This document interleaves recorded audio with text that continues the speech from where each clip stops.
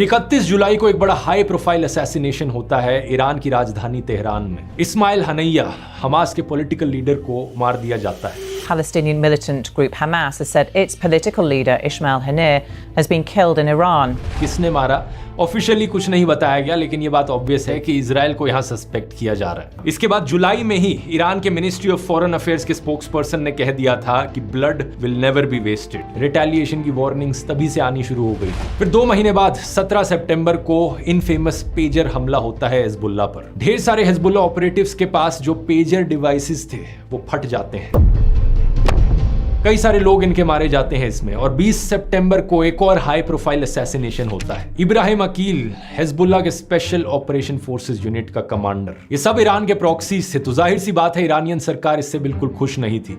लेकिन अगले कुछ दिनों में इससे भी बड़े हाई प्रोफाइल असैसिनेशंस होते हैं। 25 सितंबर को हिजबुल्लाह के मिसाइल यूनिट का लीडर मारा जाता है। 27 सितंबर को IRGC के ब्रिगेडियर जनरल अब्बास निलफरोशन एक एयर स्ट्राइक में मारे जाते हैं। ये एयर स्ट्राइक हिजबुल्लाह के मेन हेडक्वार्टर्स पर करी गई थी और इसी एयर स्ट्राइक में हिजबुल्लाह के टॉप लीडर हसन नसरल्लाह भी मारे गए, जो कि 1992 से जनरल सेक्रेटरी रहे थे हिजबुल्लाह के। लेकिन बड़े से बड़े लीडर्स मारे जाने के बाद भी लेबनान पर नॉन स्टॉप एयर स्ट्राइक्स आज भी चलती जा रही हैं। हिजबुल्लाह की तरफ से भी रॉकेट्स इजराइल की तरफ फेंके जा रहे हैं। ये वॉर रुकी नहीं है। सितंबर के आखिरी हफ्ते में करीब 1000 लोग मारे गए इजरायली एयर स्ट्राइक्स में लेबनान में। यूनाइटेड नेशंस और यूएसए दोनों इन सारे अटैक्स को लगातार कंडेम कर रहे हैं, लेकिन इजराइल की तरफ से रुकने का कोई संकेत सामने नहीं आ रहा। 1 अक्टूबर वाले इस लेटेस्ट अटैक की अगर हम बात करें जो ईरान ने किया, तो इजराइल को शुरुआत में तो कोई संकेत नहीं दिख रहे थे कि ईरान भी उन पर रिटेलिएटरी एयर स्ट्राइक कर सकता है।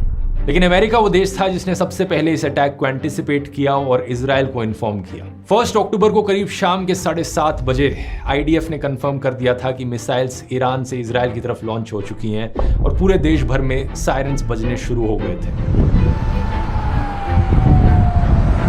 ईरान की एक न्यूज एजेंसी है, उन्होंने IRGC को साइट करते हुए कहा कि इस हमले के पीछे रीजन है कि हिजबुल्लाह के लीडर को मारा गया था। क्योंकि इजराइल ने वो लेबनान पर स्ट्राइक्स करी थी जिसमें हिजबुल्लाह के लीडर्स मारे गए, इसलिए अब ईरान उसका रिटेलिएशन कर रहा है। ईरान का यह हमला दिखने में जरूर खौफनाक लगा हो, लेकिन फॉर्चुनेटली इसमें सिर्फ एक ही इंसान मारा गया, एक पैलेस्टीनियन इंसान वेस्ट बैंक में। लेकिन इसके बावजूद भी इजराइल के मिनिस्टर ऑफ फाइनेंस ने धमकी दी कहते हुए जैसे गाजा, हिजबुल्लाह और लेबनान का हाल हुआ है, ईरान भी इस मूवमेंट को रिग्रेट करेगा। इनके प्रधानमंत्री बेंजामिन नेतन्याहू ने भी कहा कि ईरान ने एक बहुत बड़ी गलती करी है और इजराइल रिटेलिएट करेगा। איראן עשתה הערב טעות גדולה. את נחישותנו להגן על עצמנו ואת נחישותנו לגמול לאויבינו. तो कुल मिला के बात यही है कि यहाँ एक के बाद एक रिटेलिएशन चल रहा है। कोई यहाँ इसका बदला ले रहा है, कोई वहां उसका बदला ले रहा है और मारे जा रहे हैं यहाँ पर मासूम आम लोग। यूनाइटेड नेशंस के सेक्रेटरी जनरल एंटोनियो ग्यूतरेस ने भी ऐसी ही एक स्टेटमेंट दी। ओवरऑल कॉन्फ्लिक्ट को कंडेम किया,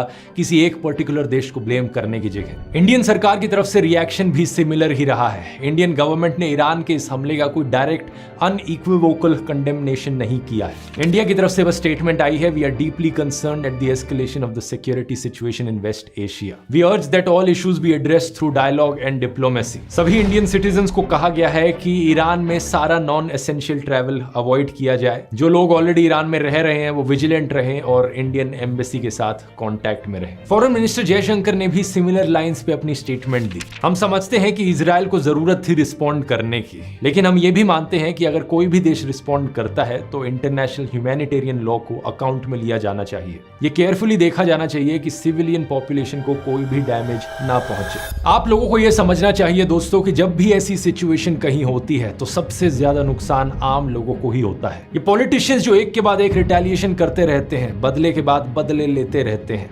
अक्सर खुद की जनता भी इन्हें सपोर्ट नहीं करती। इन सरकारों के टिट फॉर टैट अप्रोच को देखकर महात्मा गांधी जी की एक लाइन बड़ी अच्छी फिट बैठती है यहाँ पर, An eye for an eye only ends up making the whole world blind। अगर इस वॉर को और फैलने से रोकना है तो महात्मा गांधी जी की दिखाई गई राह पर ही हमें आगे बढ़ना होगा। कई लोग इन सारी वॉर्स के पीछे वेपन्स माफिया को भी जिम्मेदार ठहराते हैं। वो हथियार बनाने वाली कंपनीज जो इंटरनेशनली अपने हथियार बेचती है, और अगर दुनिया में कोई वॉर नहीं होगी तो उनके हथियार कोई खरीदने वाला भी नहीं रहेगा। इसी वेपन्स माफिया को मैंने इस वाले वीडियो में एक्सपोज किया है, यहाँ क्लिक करके देख सकते हो। बहुत बहुत धन्यवाद।